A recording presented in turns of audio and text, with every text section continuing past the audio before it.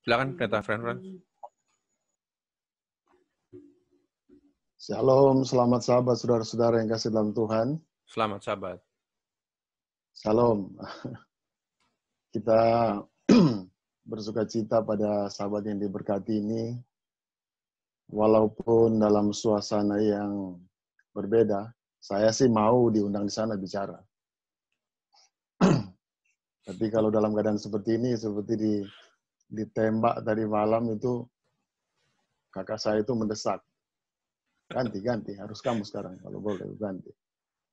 Jadi terima kasih, saya pikir ini kepercayaan dari majelis juga untuk memberikan waktu kepada saya untuk dapat membagikan sedikit firman Tuhan pada sahabat yang diberkati ini. Kalau boleh saya bertanya, kita sampai jam berapa ini? Sampai selesai, Pendeta. Ini, saya belum lihat. Sekarang jam berapa kira-kira ini? Ya, sampai selesai, Jo. Nggak usah lihat jam.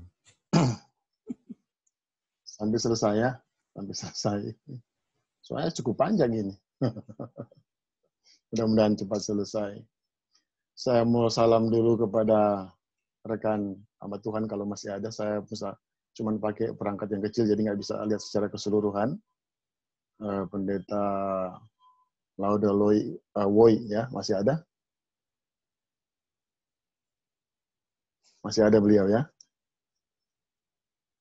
Oh, masih ada. Luar biasa pendeta. Nggak sangka kita ketemu di sini ya. Dan bisa bertemu dengan jemaat Tuhan dimanapun saudara berada dari lain Zoom ini. Kiranya kita tetap mempunyai semangat iman yang sama tentunya. Saudara-saudara yang kasih dalam Tuhan, ada manfaat positif di suasana yang negatif. Jadi keluarga ngumpul, sering makan sama-sama di rumah, ya, itu positifnya ya. Lebih menghemat atau lebih berboros? Kita nggak tahu. Kayaknya lebih berboros kita di rumah, karena kerjanya cuma makan lebih banyak. Jadi saya sendiri sudah naik 4 kilo selama 2 minggu, cilaka 12 ini. Baik, saudara-saudara yang kasih dalam Tuhan, saya rindu kita berdoa sekali lagi sebelum kita memulaikan firman ini. Kita tunduk kepala dan berdoa. Bapa di sorga, terima kasih Roh Kudus-Mu hadir di tengah-tengah kami, dalam hati pikiran kami masing-masing. Sehingga apa yang kami akan sampaikan, apa yang kami dengarkan, kami boleh mendapatkan firman di dalamnya, di mana kami boleh bertumbuh untuk lebih dekat kepada Tuhan. Melihat situasi dan suasana yang seperti ini, kami secara manusia mungkin merasakan kekhawatiran dan ketakutan. Tapi kami masih mempunyai Tuhan yang luar biasa, yang senantiasa melindungi kami. Oleh karena sebab itulah kami tetap bersyukur kepada Tuhan pada saat ini. Berkati kami sepanjang ibadah ini dalam nama Tuhan Yesus. Kami sudah berdoa. Amin. Sekali lagi shalom untuk jemaat Tumoto Cibubur, Alfa Omega Cibubur ya. Tuhan memberkati seluruh jemaat di sana. Walaupun saya mesti curi waktu untuk keluar dari 3 zona Zoom. Ya, saya harus keluar dari 3 zona. Dua, maksudnya 2. Saya harus ada di sekolah sahabat di cabang Tumoto BSD. Karena sekarang mereka Zoom-nya sendiri juga. Dan saya harus live tadi dari Tumoto Imperium Zoom untuk datang ke Cibubur. Ya, datang ke Cibubur. Jadi luar biasa pelayanan saya hari ini, 3 tempat, saudara-saudara. Bisa dilihat dengan waktu yang berbeda. Saudara-saudara yang kasih dalam Tuhan, jemaatku yang kekasih, kita tidak bisa menyangkal bahwa situasi dan keadaan kondisi yang kita alami saat ini benar-benar menguji, ya, benar-benar menguji kesetiaan kita juga di dalam penurutan kita kepada Tuhan, iman kita kepada Tuhan. Bisa dari hal pekerjaan, saudara sering ketemu dengan orang. Mungkin kalau saudara punya jabatan dalam pekerjaan, saudara sering memerintah orang di sana, atau sering ditunjuk untuk melakukan pekerjaan, berbeda-beda di dalam suasana seperti ini. Dan saudara menghadapi suasana yang sangat nampaknya sangat berbeda untuk suasana hampir 1 bulan ini. Ya. Kondisi ini juga kondisi seperti ini juga menguji kesetiaan kita di dalam hal pekerjaan. Ada yang saya dengar dampak dari suasana ini, ada yang akhirnya putus hubungan pekerjaan dan lain sebagainya. Ada bisnis yang tidak bukan tertunda, bahkan batal, tidak bisa dilakukan. Sangat luar biasa. Saya berdoa supaya dampak ini tidak terjadi kepada pekerjaan umat-umat Tuhan tentunya. Saya berdoa seperti itu. Namun pun kalau itu harus terjadi, mungkin itu juga merupakan salah satu ukuran kesetiaan. Bagaimana kita punya hubungan baik dengan Tuhan. Suasana polemik ini bukan hanya terjadi di sekitar lingkungan saudara. Bukan hanya terjadi di lingkungan gereja kita sehingga kita tidak bisa beribadah. Bukan hanya juga terjadi di dalam bangsa kita atau karena Jabodetabek ini boleh dikatakan dikarantinakan. Jadi bukan cuma terjadi, tetapi di seluruh Indonesia, bahkan di seluruh muka bumi ada kurang lebih yang saya catat kalau salah tolong dikoreksi 206 negara yang kena sekarang ini. Dengan hampir 1 juta, hampir kurang lebih 1 juta, hampir mau mencapai 1 juta orang yang terkena dampak, dan di Indonesia sendiri sudah banyak sekali yang meninggal atas peristiwa ini. Ini membuat saya dan saudara pasti ada rasa khawatir untuk keluar dari rumah. Ya. Saya ada teman bertanya, ada teman sahabat di media sosial bertanya, saya di rumah bertanya kepada anak-anak saya, kok kalian nggak bosan ya ada di rumah? Oh, nggak bosan kami, nggak bosan. Tapi saya sendiri menjawab, anak-anak nggak bosan, tetapi kami yang sering ada di luar rumah untuk melakukan pelayanan dan pekerjaan, saya sendiri yang jadi bosan dan tidak bisa melakukan apa-apa. Dan akhirnya saya jujur kepada saudara-saudara, beberapa minggu ini saya sedikit bandel. Saya sedikit bandel, walaupun saya tidak turun dari kendaraan, saya ajak anak-anak, ayo kita naik mobil, kita pulang, lihat Jakarta sepinya, kita balik lagi. Ingin lihat suasana Jakarta, walaupun tidak turun, saya juga takut turun. Tapi anak-anak tidak bosan ada di rumah, malah mereka lebih betah di rumah. Kita yang orang tua justru yang agak bosan melihat situasi yang seperti ini. Namun itulah yang terjadi, itulah dampak yang kita rasakan, dan kita tidak bisa mengelak dari apa yang kita rasakan saat ini. Saudara-saudara yang kekasih dalam Tuhan, judul pembahasan yang sudah disampaikan oleh Bapak Ketua kita, Bapak Ronald ya, yang sudah disampaikan melalui promosi di jemaat, adalah merupakan judul yang jarang diambil orang untuk dijadikan sebuah judul. Boleh saya minta Pak Ronald baca kembali judulnya? Bisa dibaca, Pak. Ya. Judulnya, biarpun mereka semua tergoncang, imannya aku tidak. Ya, biarpun mereka semua tergoncang, ya. Biarpun mereka semua tergoncang, kita tidak tergoncang, saudara. Jadi biarpun mereka semua tergoncang, imannya, aku tidak. Ini adalah merupakan pernyataan seorang Petrus, ya. Adalah merupakan pernyataan seorang Petrus terhadap Yesus ketika Yesus bertanya, Yesus berdialog dengan mereka pada waktu perjamuan malam. Luar biasa, saudara. Petrus adalah merupakan seorang murid yang boleh dikatakan sangat dekat dengan Tuhan. Dan dia juga mungkin dikatakan sebagai pemimpin dari murid-murid tersebut. Petrus ini sangat luar biasa dikuasai oleh Tuhan. Tetapi Di balik dari itu, Yesus sangat mengasihi Petrus dan Yesus adalah Maha Tahu. Dia menyampaikan itu kepada Petrus murni dari hatinya. Dia mengatakan bahwa Petrus, sebelum ayam berkokok 3 kali, engkau sudah menyangkal aku. Jadi sebelum ayam berkokok, engkau sudah menyangkal aku. Petrus kaget, saudara-saudara. Petrus kaget. Kita tahu bersama cerita ini. Ya, Petrus kaget, Petrus merasakan, tidak mungkin. Tidak mungkin. Dan pada waktu mereka juga, ketika Yesus kasih pernyataan bahwa di antara kalian di sini ada yang akan mengkhianati aku, mereka juga saling melihat satu dengan yang lain. Tidak mungkin, tidak ada. Jadi, saudara-saudara yang kasih dalam Tuhan, kepercayaan kita yang terlalu tinggi, kadangkala tidak sesuai dengan apa yang kita lakukan. Oleh sebab itu, kita harus menyelidiki hati kita, sampai di mana betul-betul kita ini setia kepada Tuhan.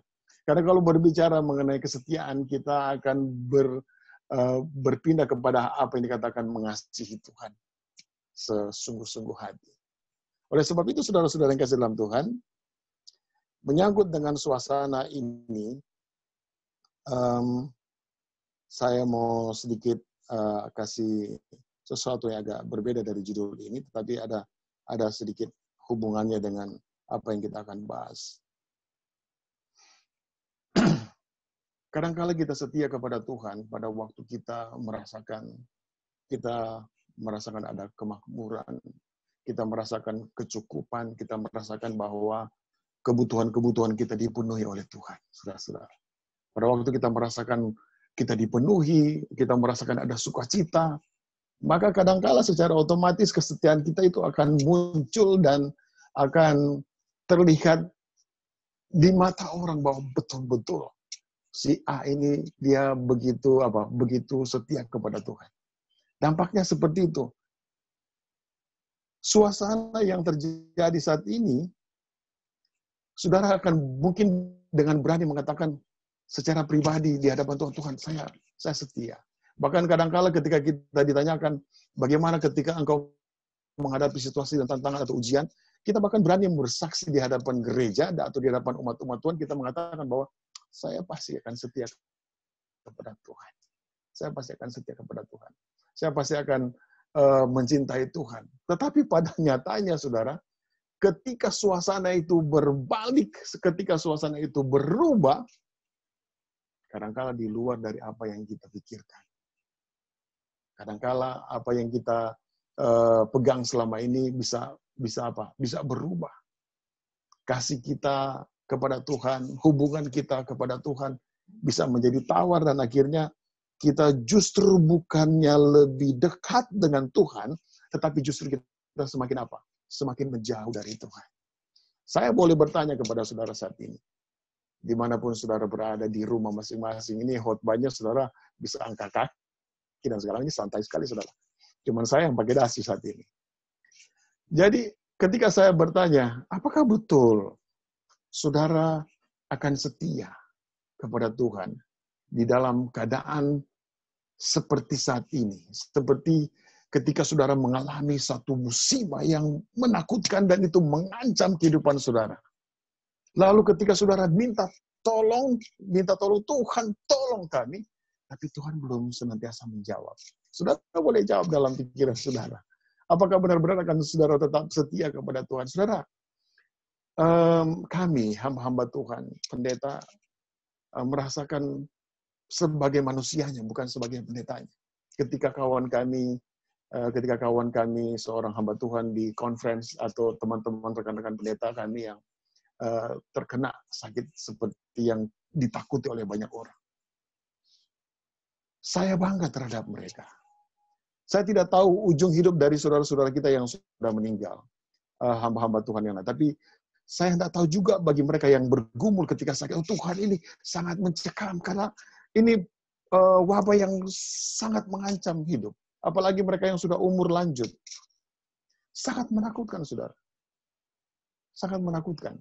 Ini bisa merubah tatanan iman yang kita pelihara selama ini. Namun, apakah ini akan mengubah kesetiaan kita di hadapan Tuhan, atau saudara justru akan tetap bertahan walaupun apapun yang akan terjadi. Anggota KPA kami di BSD Meruga, ya, anggota KPA kami di BSD Meruga, sudah 4 yang meninggal, saudara.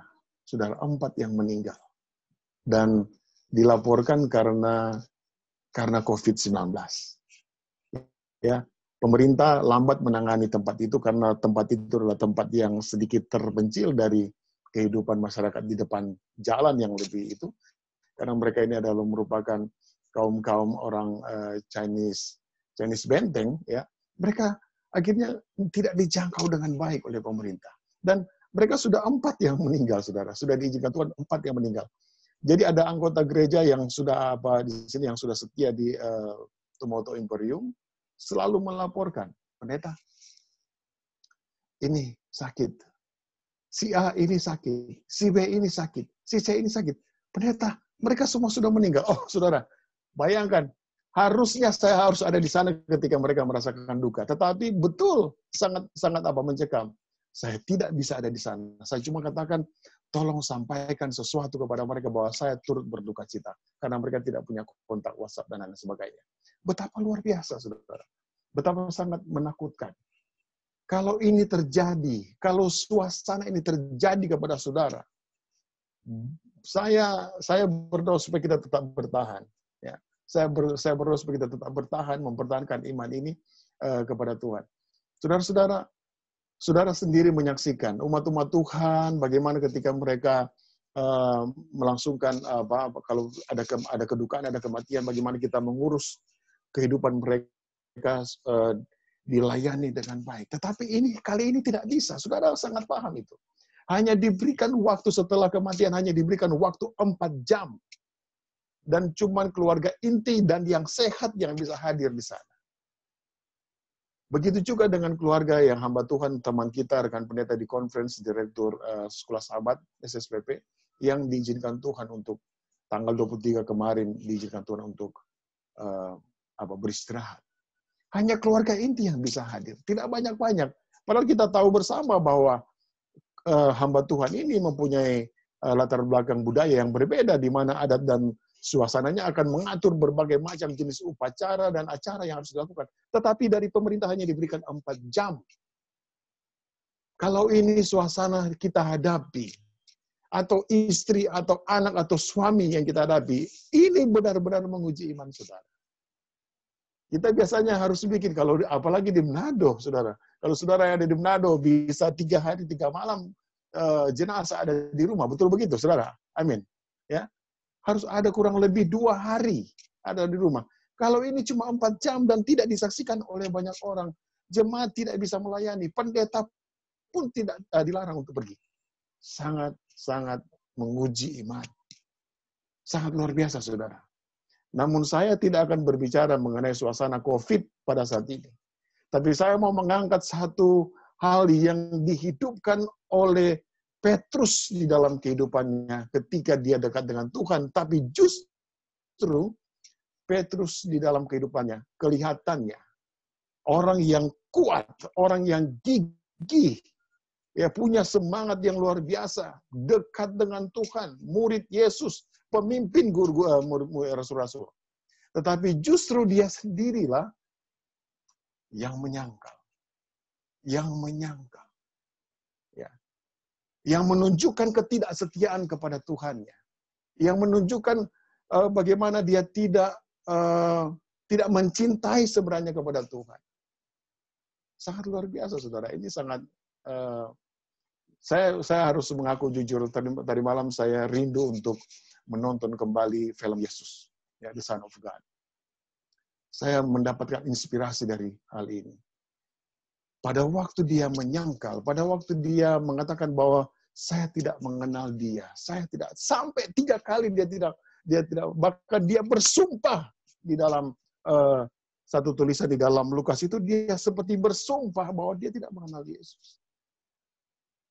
Bagaimana seorang rasul memberikan contoh ketidaksetiaannya kepada teman-temannya yang lain? Atau mungkin saudara bisa berpikir saat ini bahwa bagaimana mungkin dia seorang rasul dipilih oleh Tuhan waktu itu, ya, dipanggil oleh Tuhan karena Tuhan melihat potensi dari bagaimana dia menjala ikan dan dia harus dijadikan penjala manusia. Tuhan tahu potensi dari Petrus. Itu tidak mudah bagi Yesus untuk memilih Petrus. Tetapi disinilah sebenarnya Tuhan sedang melihat, walaupun perjalanannya nampak kelihatan jelas kehidupan itu yang terjadi, sebenarnya Tuhan sedang menguji dan mendidik Petrus untuk mencintainya lebih daripada biasanya. Luar biasa Petrus ini. Saya melihat dalam adegan film itu,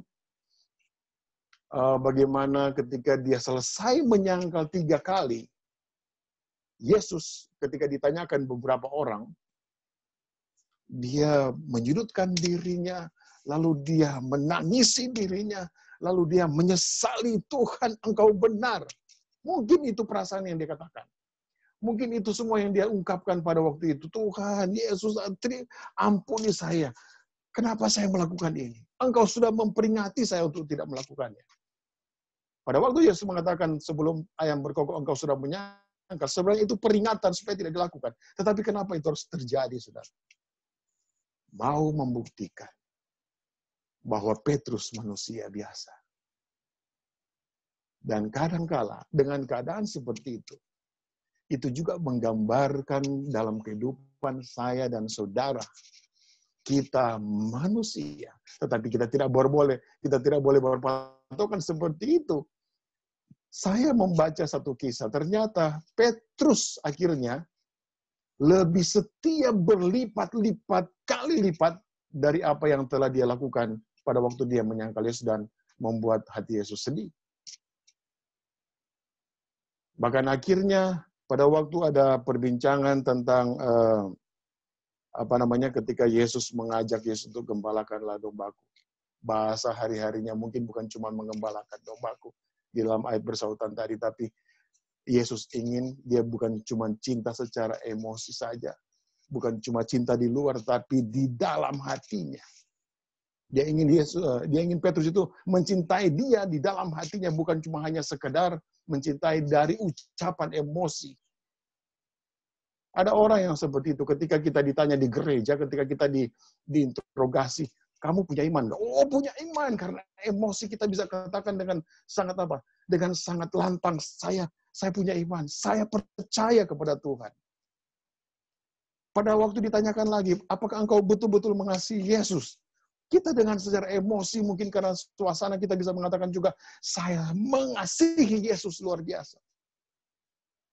Kadang-kala kita melakukan hal yang sama seperti yang Petrus lakukan, saudara-saudara. Kita lihat hati kita, dalam hati kita. Pada waktu pertanyaan ini ditanyakan kepada saudara-saudara semua, termasuk saya sendiri juga ditanyakan pertanyaan yang sama. Apakah engkau mengasihi Yesus? Yesus tidak merindukan kita untuk menyatakan itu dengan emosi kita, bukan. Tetapi benar-benar ketika pada waktu ditanyakan apakah engkau mengasihi aku, dia ingin itu dijelmakan dari dalam hati kita, dari jiwa kita, bahwa kita mengasihi Tuhan Yesus. Tidak mudah untuk mengatakan bahwa kita mengasihi Tuhan. Oh, saya mengasihi Tuhan oleh karena saya menjaga hubungan saya dengan Tuhan. Oh, saya setia kepada Tuhan, mengembalikan milik Tuhan. Saya rajin memberi kepada orang yang miskin, saya memberikan kepada orang yang membutuhkan. Saya sering membantu gereja dengan istilah kita membantu pekerjaan Tuhan. Saudara-saudara, kita pernahkah membantu pekerjaan Tuhan? Tidak. Jangan pernah mengatakan, saya sering mendengar itu di gereja. Kalau mau doa persembahan, biarlah persembahan yang terkumpul ini untuk membantu pekerjaan Tuhan. Enggak, kita nggak pernah membantu pekerjaan Tuhan. Saudara. Amin. Yang kita lakukan adalah kita punya kewajiban untuk melakukannya sebagai murid-murid Yesus. Karena kalau kita membantu Tuhan, emang punya kuasa apa kita membantu Tuhan? Tuhan yang memiliki segala sesuatu. Jadi saudara-saudara yang kasih dalam Tuhan, hal yang Petrus hidupkan atau lakukan pada waktu itu adalah merupakan satu hal yang sepantasnya tidak bisa dicontohi oleh orang lain. Ada 2 kisah di dalam kejadian tersebut. Petrus menyangkal dan sebelumnya Yudas Iskariot, ya, dialah yang mengkhianati Yesus. Dan tetapi ketika dia mengkhianati Yesus, sebenarnya dia diberikan kesempatan juga untuk bertobat, tapi kita tahu bersama bahwa Yudas tidak bertobat. Tetapi yang luar biasanya, Petrus itu bertobat, ya. Petrus itu bertobat, dan Petrus mau hidup kembali dengan apa yang Tuhan inginkan untuk dia lakukan. Saya rindu membaca kembali Yohanes pasal 21 ayat 15 sampai 17. Sesudah sarapan, Yesus berkata kepada Simon Petrus, "Simon, anak Yohanes, apakah engkau mengasihi aku? Apakah engkau mengasihi aku lebih daripada mereka ini?" Jawab Petrus kepadanya, "Benar Tuhan, engkau tahu bahwa aku mengasihi engkau." Ini adalah merupakan pernyataan Yesus secara emosi biasa, saudara. Ya. Dan kata Yesus kepadanya, "Gembalakanlah dombaku." Bahasanya adalah rawat mereka, kasih makan mereka domba-domba ini. Saudara-saudara. Lalu kata Yesus pula untuk kedua kalinya, "Simon, anak Yohanes, apakah engkau mengasihi aku?" Jawab Petrus kepadanya, "Benar Tuhan, engkau tahu bahwa aku mengasihi engkau." Kata Yesus kepadanya, "Gembalakanlah dombaku, kasih makan dombaku, layani mereka. Engkau adalah hamba." Dan Simon, anak Yohanes, yang ketiga kalinya, "Apakah engkau mengasihi aku?" Dan ia berkata, "Tuhan, engkau tahu bahwa segala sesuatu. Engkau tahu bahwa aku mengasihi engkau." Kata Yesus kepadanya, "Gembalakanlah dombaku." Yang ketiga ini dicatat dalam Markus, bahwa Petrus sedih. Petrus sedih ketika, kenapa Yesus sampai bertanya 3 kali. Saudara, relevansinya ayat ini dengan apa yang diceritakan di dalam penyangkalan Yesus. Sebenarnya kisah inilah di dalam Yohanes pasal 21 ayat 15 sampai 17. Kisah inilah yang telah membuat Petrus itu benar-benar sudah kembali sebagai rasul. Kalau saudara baca kisah ini merupakan kisah di mana waktu Yesus mulai menampakkan dirinya beberapa kali sebelum dia terangkat ke surga. Yesus menampakkan ini kepada mereka.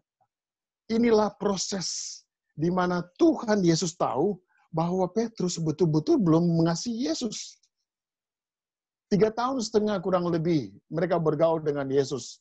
Berjalan, menyaksikan banyak mujizat. Melihat di Danau Galilea, Yesus menundukkan Danau Galilea. Melihat bagaimana roh-roh jahat ya dipindahkan kepada binatang-binatang atau babi. Lalu melihat orang yang kerasukan setan.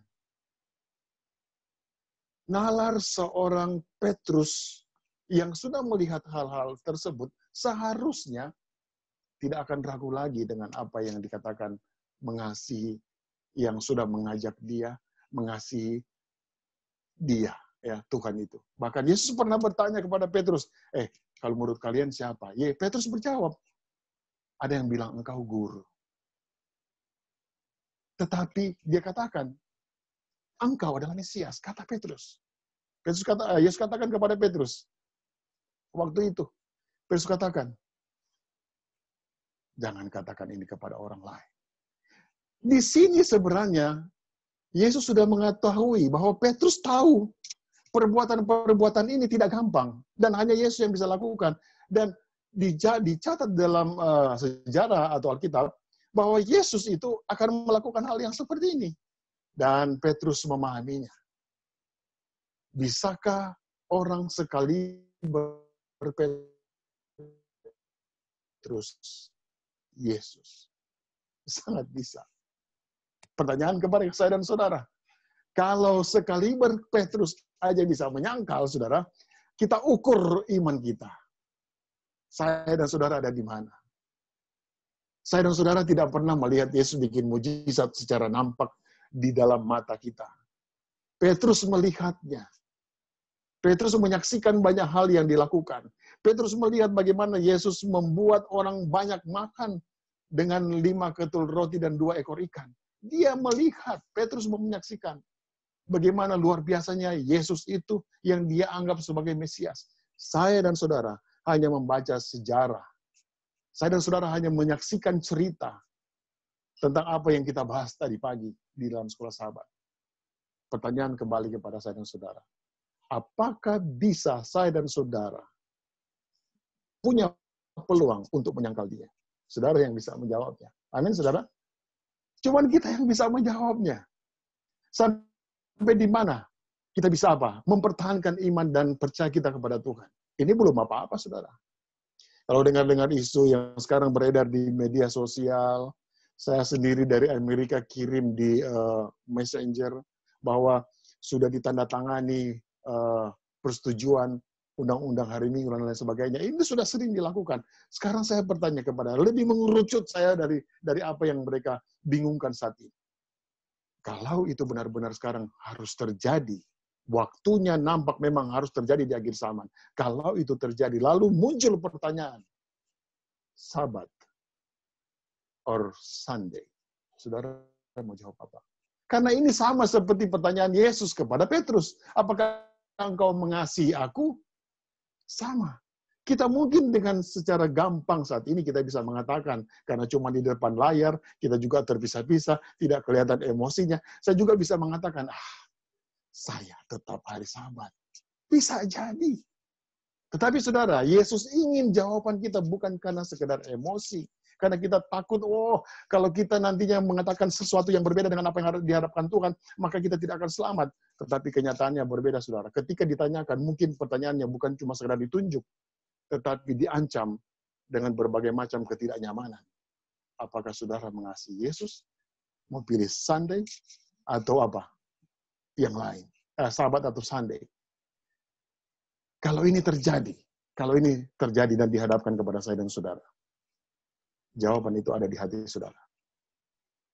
Ingat, istri tidak bisa menyelamatkanmu sebagai suami. Suami juga tidak bisa menyelamatkan istri. Bisa jadi jawabannya berbeda dengan apa yang ditanyakan.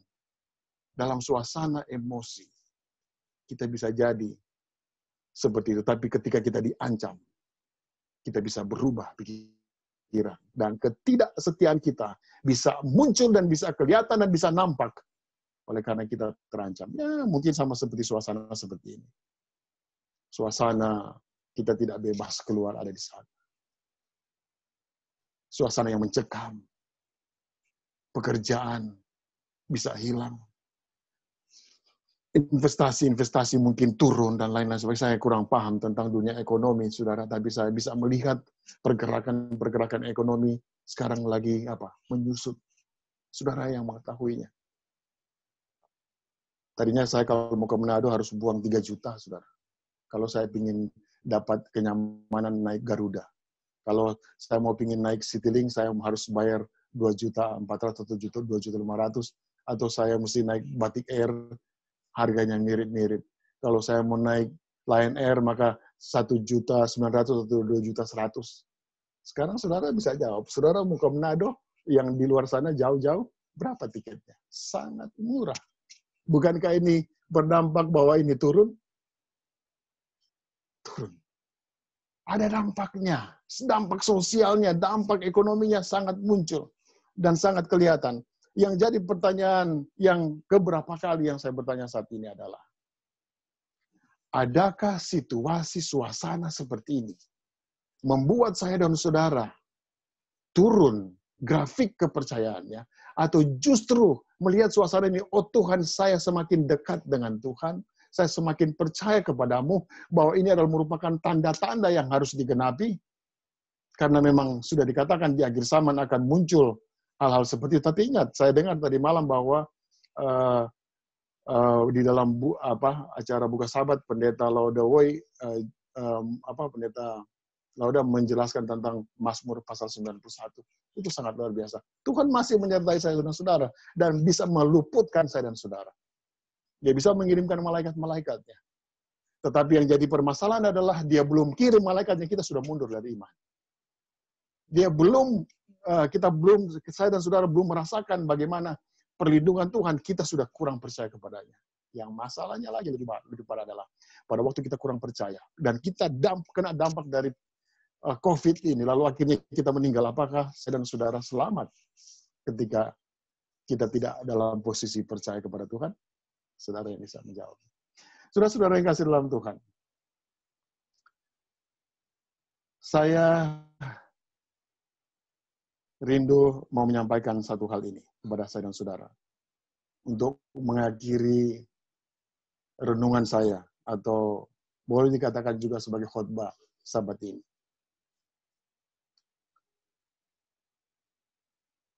Mari kita setia. Jangan hanya di waktu ketika kita bisa merasakan ada berkat Tuhan. Amin, saudara. Mari kita setia kepada Tuhan, bukan hanya sekedar ketika kita dicukupkan oleh Tuhan. Mari kita setia, bukan hanya sekedar pada waktu kita rasa aman dan nyaman, kita bisa kemana-mana. Wah, saya merasa percaya diri, saya tenang karena tidak ada masalah. Tidak ada masalah. Mari kita setia. Ya, bukan hanya sekedar ketika kita sehat-sehat. Tetapi pada waktu kita merasakan juga hal yang tidak sehat, tubuh ini sakit, kita harus setia kepada Tuhan. Dan mari kita setia. Bukan karena ketika kita merasakan ada damai, karena kebutuhan-kebutuhan kita terpenuhi oleh Tuhan. Dan kita bisa eksis menyatakan bahwa saya setia. Sementara sebaliknya ketika semuanya itu berbalik, kesetiaan kita akan turun dan tidak kelihatan. Saudara-saudara yang kasih dalam Tuhan, di dalam Ulangan pasal 6 ayat 5, relevansinya dengan ayat Petrus bagaimana dia mengasihi Tuhan dan bagaimana dia menyangkal Yesus pada waktu dia ada diadili oleh mahkamah agama waktu itu. Ulangan 6 ayat 5, firman Tuhan berkata begini. Kasihilah Tuhan Allahmu dengan segenap hatimu dan dengan segenap jiwamu dan dengan segenap kekuatanmu. Saya ulangi lagi. Ulangan 6 ayat 5. Kasihilah Tuhan Allahmu dengan segenap hatimu, dengan segenap jiwamu, dan dengan segenap kekuatanmu. Perjanjian lama ini dituliskan dan diulangi kembali dalam Matius pasal 22 ayat 37. Berkata begini, lebih lengkap kelihatannya. Jawab Yesus kepadanya, Matius 22 ayat 37. Kasihilah Tuhan Allahmu dengan segenap hatimu dan dengan segenap jiwamu dan dengan segenap akal budimu. Luar biasa, saudara ya. Dan saya juga kutip ayat yang sama yang di dalam Markus pasal 12 ayat 30. Kasihilah Tuhan Allahmu dengan segenap hatimu dan dengan segenap jiwamu dan dengan segenap akal budimu dan dengan segenap kekuatanmu, menggabungkan Ulangan 6 ayat 5 dan Matius 22 ayat 37. Luar biasa, saudara. Inilah yang sebenarnya yang Yesus inginkan kepada Petrus waktu itu. Kasih Tuhan itu bukan cuma sekedar ketika lihat emosi dan ketika ada sukacita, ketika dia bikin mujizat, ketika dia merasakan ada damai sejahtera, cukup ada makan sama-sama dengan Yesus, lalu kita bisa bersukacita. Oh, ada mujizat bagaimana Yesus menundukkan danau yang bergejolak waktu itu. Kita juga ditanyakan dengan hal yang sama. Oh, kita boleh bersukacita, kita boleh merasakan ada kasih, kita setia kepada Tuhan oleh karena apa? Saya dipenuhi kebutuhannya. Saya ada kendaraan, saya mau kemanapun, keluarga saya mau kemanapun, saudara-saudara saya mau bikin apapun, semuanya dipenuhi dan lain sebagainya. Tetapi, ketika semua itu kita tidak rasakan, karena nampaknya yang kita hadapi saat ini berbeda, kita tidak bisa melihat Yesus secara langsung, kita hanya dengan iman percaya bahwa Tuhan akan selalu melakukan apa yang terbaik bagi saya oleh karena saya menyembahnya. Saudara, bisa jadi kita tidak setia. Ini yang jadi pertanyaan kita bagi saudara-saudara sekalian. Menyikapi kehidupan ketidaksetiaan kita kepada Tuhan di dalam hal berbagai macam hal. Cuma satu yang bisa membuat kita tergerak untuk lebih setia kepada Tuhan. Cintai Yesus Sang Juru Selamat itu. Baik dalam keadaan tidak enak ya, duka cita, ataupun di dalam keadaan yang sangat menyedihkan dan menyakitkan. Hanya itu yang bisa kita apa. Karena kalau berbicara mencintai Tuhan dengan keadaan yang sukacita semuanya dilengkapi, kita bisa bertahan. Tapi kalau kita dikombinkan dua-duanya, tidak enak. Ini sama seperti sumpah pernikahan, saudara. Aku akan setia kepadamu walaupun ibaratnya engkau susah, tidak makmur, ya sakit juga datang, saya tetap setia kepadamu. Yesus ingin hal yang sama. Dalam pernikahan anak domba Allah dengan kita umat-umatnya, Yesus mau ada sumpah janji pernikahan yang sama. Engkau akan setia kepadaku sebagai ujian yang memurnikan iman di dunia ini, walaupun engkau akan menghadapi berbagai macam persoalan itu. Sehingga saudara-saudara, saya mempunyai statement yang saya sangat suka. Saya sangat suka statement ini. Kita akan selalu menghadapi berbagai macam persoalan di dunia ini. Kita tidak bisa dihindari dengan permasalahan-permasalahan yang akan datang silih berganti. Kita tidak bisa hindari, saudara. Dan kita akan dihadapkan dengan suasana yang sama. Entahkah dalam keadaan apapun itu, kita akan hadapi itu. Berdoalah kepada Tuhan dengan cara seperti ini. Tuhan, jangan biarkan musibah atau ujian atau masalah itu datang. Tetapi yang harus kita doakan adalah seperti ini. Tuhan, maksud saya begini, saudara. Jangan kita berdoa, Tuhan, biar permasalahan ini dijauhkan dari saya. Itu maksud saya. Karena saya tidak mau ada masalah-masalah seperti ini yang bisa menguji iman. Tetapi ubahlah cara berdoa kita. Tuhan, masalah apapun yang datang, situasi apapun yang datang, pencobaan apapun yang datang, Tuhan, mampukan saya untuk dapat melewatinya. Amin, saudara? Amin. Ini yang harus kita doakan. Kadang-kadang kita berdoa seperti, Tuhan, tolong hindarkan saya dari masalah. Emang saudara ini Tuhan apa bisa menghindari hal-hal seperti itu? Kalau memang harus kita hadapi, ya hadapi. Tetapi minta kepada Tuhan, Tuhan, kalaupun masalah itu harus saya hadapi, tolong berikan saya kekuatan untuk melewatinya. Amin. Ini yang penting untuk kita hidupkan dalam kehidupan kita sebagai orang-orang yang percaya. Oleh sebab itu, saudara-saudara yang kasih dalam Tuhan, mari kita tetap setia kepada Tuhan. Mari kita tetap berkomitmen apapun suasana yang terjadi saat ini, polemik, pandemi yang terjadi di muka bumi ini. Kita tidak tahu, ya. Yang akan terjadi, saya sendiri terbatas untuk tidak bisa melakukan pelayanan kurang lebih 200 anggota gereja di Tumulto Imperium saat ini. Saya tidak bisa menjamah mereka. Saya cuma bisa berdoa kepada mereka lewat online seperti ini. Kadang-kala saya video call kepada mereka sambil berdoa. Saya menanyakan keadaan mereka bagaimana. Oh pendeta, kami sakit, kami begini. Saya mempunyai beban untuk mendoakan. Ini harus kita hadapi. Walaupun dalam keadaan terbatas seperti ini. Saudara harus punya kontak yang baik dengan Tuhan. Saya dan saudara di masa-masa seperti ini harus punya hubungan yang akrab dengan Tuhan. Hubungan yang akrab adalah berarti hubungan bagaimana kita menyenangkan hati Tuhan. Menyenangkan hati Tuhan adalah bagaimana kita melakukan semua kehendak Tuhan dan menghidupkan kehidupan buah roh di dalam kehidupan kita semua. Tuhan Yesus memberkati jemaat Tumulto Alpha Omega Cibubur. Saya bawa dalam nama Yesus.